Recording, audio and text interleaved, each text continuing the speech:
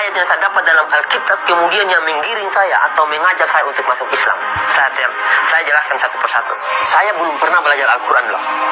Ya, jadi saya masuk Islam modalnya ini. Ini saya masuk Islam demi Allah. Saya masuk Islam karena modal ini, modal Alkitab. Ketika saya belajar Islam itu, makanya kalau teman-teman mau, kosongkan dulu hati. Hatinya kita ini kita kosongkan. Ateis artinya, supaya kita bisa menerima Islam. Jadi saya belajar Alkitab ini, saya temukan ayat. Jadi saya paparkan di sini. Ayat yang pertama, poin yang pertama di Yohanes 14 ayat 15 sampai 21. Kita buka ayatnya, ayat 15 dan 16. Ini kata Alkitab. Ini yang menjadi pedoman saya masuk Islam. Nanti akan beruntun tuh. Jikalau kamu mengasihi aku, kata Yesus, kamu akan menuruti segala perintahku.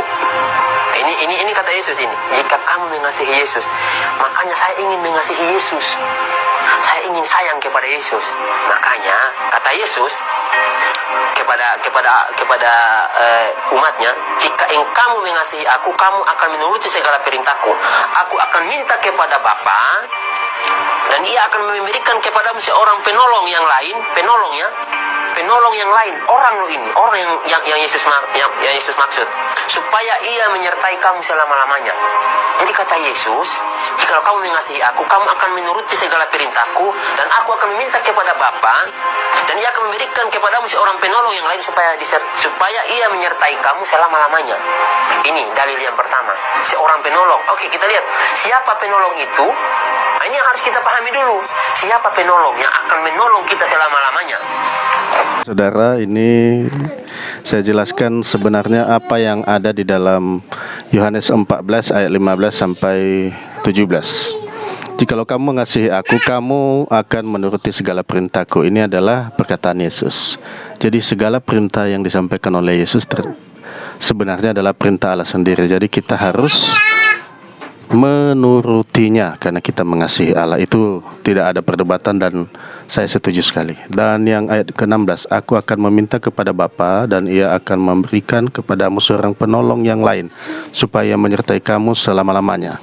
Penolong yang lain yang menyertai kita selama-lamanya, apakah ini didefinisikan sebagai Nabi Muhammad? Saya rasa tidak. Dan ini adalah salah tafsir dari mu'alaf itu sendiri. Yang dimaksudkan adalah penolong, yaitu adalah Roh Kudus. Roh Kudus yang menolong dan menyertai kita selama-lamanya, yaitu roh kebenaran. Dunia tidak dapat menerima dia sebab dunia tidak melihat dia dan tidak mengenal dia. Nah, perhatikan baik-baik. Apakah yang dimaksudkannya ini adalah Nabi Muhammad?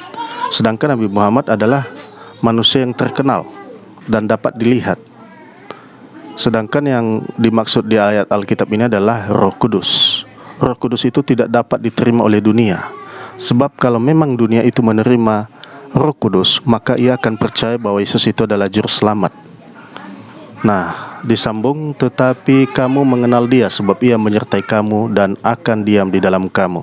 Hanya orang percaya kepada Yesus sajalah yang bisa mengenal siapa itu Roh Kudus, dan Roh Kudus itu hanya berdiam di dalam diri orang yang percaya kepada Yesus. Jadi perlu pemahaman tersendiri dalam setiap ayat itu, jangan sampai disesatkan oleh iblis, karena pada dasarnya iblis menyesatkan manusia sejak mulanya supaya jangan percaya kepada Yesus, jangan mengakui Yesus sebagai juru selamat. Jadi saudaraku, kita tetap kuat dalam iman, jangan terpengaruh terhadap video ini karena dia seorang mu'alaf yang tidak cermat dan juga salah tafsir terhadap ayat Alkitab. Tuhan Yesus memberkati. Shalom.